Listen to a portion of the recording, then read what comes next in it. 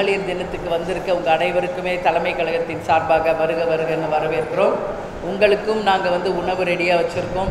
இந்த எல்லாம் முடிந்த பிறகு நீங்களும் இங்கே கேப்டன் கோவிலுக்கு வந்தால் எல்லோரும் சாப்பிட்டு போகணும். நிச்சயமாக நீங்கள் எல்லாரும் சாப்பிட்டுட்டு போகணும்னு சொல்லி நான் கேட்டுக்கிறேன். அது மட்டும் இல்லை, இன்றைக்கி பெண்கள் பாதுகாப்பு எப்படி இருக்குன்னு நீங்கள் கேட்குறீங்க. உங்கள் எல்லாருக்கும் தெரிந்த ஒரு விஷயம்தான். நிச்சயமாக இன்றைக்கி மகளிர் தினத்தை நாம் கொண்டாடி கொண்டிருந்தாலும் தமிழகம் முழுவதும் பாலியல் வன்கொடுமைகள், அது மட்டும் இல்லாமல் பெண்களுக்கு நிச்சயமாக ஒரு பாதுகாப்பு இல்லாத ஒரு சட்டம் ஒழுங்கு பிரச்சனை இருக்குது என்பது யாரும் மறுக்க முடியாது. உறுதியாக தமிழக அரசும் நமது முதலமைச்சர் ஸ்டாலின் அவர்களும் இந்த மகளிர் தினத்தில் அனைத்து பெண்களுக்கும் பாதுகாப்பை நிச்சயமாக உறுதி செய்து அனைத்து பெண்களும் சுதந்திரமாக தமிழ்நாட்டில் இருக்கின்ற ஒரு நிலையை உருவாக்கணும்னு சொல்லி நம்ம மகளிர் அணி சார்பாக தமிழக அரசுக்கு நான் ஒரு வேண்டுகோளை வைக்கிறேன். அதே மாதிரி மும்மொழி கொள்கை நீங்கள் எல்லாரும் பார்த்தீங்க. தேசிய முற்போக்கு திராவிட கழகத்தின் சார்பாக அனைத்து கட்சி கூட்டத்தில் தேசிய முற்போக்கு திராவிட கழகமும் பங்கேற்றது. எங்களது அவைத்தலைவர் டாக்டர் இளங்கோவனும் துணை செயலாளர் பார்த்தசாரதி அவர்களும் சென்று அனைத்து கட்சி கூட்டத்திலே பங்கேற்றார்கள். அன்றைக்கே அந்த மும்மொழி கொள்கையை பற்றி விவாதம் நடந்தது. எங்களை பொறுத்த வரைக்கும், தேசிய முற்போக்கு திராவிட கழகத்தை பொறுத்த வரைக்கும் கேப்டன் அவர்கள் எங்களுக்கு வகுத்த வழியின்படி அன்னை மொழி காப்போம், அனைத்து மொழியும் கற்போம் அப்படின்றதான் எங்கள் தலைவர் நமக்கு சொல்லியிருக்காரு.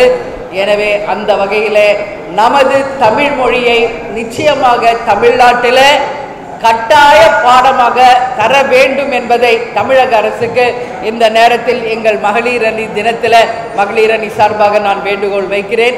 தமிழ்நாட்டில் தமிழ் கட்டாயமாக்கப்பட வேண்டும்.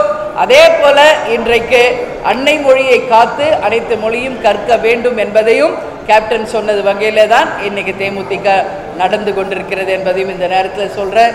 அதே மாதிரி தொகுதி சீரமைப்பு பற்றியும் அன்றைக்கு விவாதம் நடந்தது. உறுதியாக மத்திய அரசு இதுவரைக்கும் அது பற்றி எந்த அதிகாரப்பூர்வமான அறிவிப்பும் தரலை. தொகுதி சீரமைப்பை பற்றி 40 MP தொகுதியை குறைப்பதாக ஒரு கருத்து இருக்கிறது. ஆனால் மத்திய அரசு இன்றைக்கு வரைக்கும் அதுக்கு எந்த அதிகாரப்பூர்வமான அறிவிப்பும் தராததுனால நாம் அதை பற்றி நிறைய பேசுவதற்கு ஒன்றுமில்லை. ஆனாலும் தமிழக அரசிடம் தேசிய முற்போக்கு திராவிட கழகம் அன்றைக்கு உறுதியாக சொல்லிவிட்டு வந்திருக்கோங்க. என்னன்னா, தமிழ்நாட்டில் நிச்சயமாக தொகுதிகளை குறைக்கின்ற இடத்துல மத்திய அரசு செயல்பட்டால் தமிழக அரசுடன் இணைந்து தேசிய முற்போக்கு திராவிட கழகமும் கடுமையான எதிர்ப்பை தெரிவிப்போம் என்பதை அன்றைக்கு உறுதியாக அனைத்து கட்சி கூட்டத்தில் நாம் சொல்லியிருக்காங்க. எனவே 40 தொகுதிகளுக்கு கம்மி இல்லாமல் நிச்சயமாக தொகுதி சீரமைப்பில் தமிழ்நாடு வஞ்சிக்கதை தேமுதிக ஒத்துக்காது. நிச்சயம் தமிழக அரசுடன் இணைந்து தமிழ்நாட்டையும் மக்களையும் காப்போம் என்பதை இந்த நேரத்திலே நான் தெரிவித்துக் கொள்ள கடமைப்பட்டிருக்கிறேன்.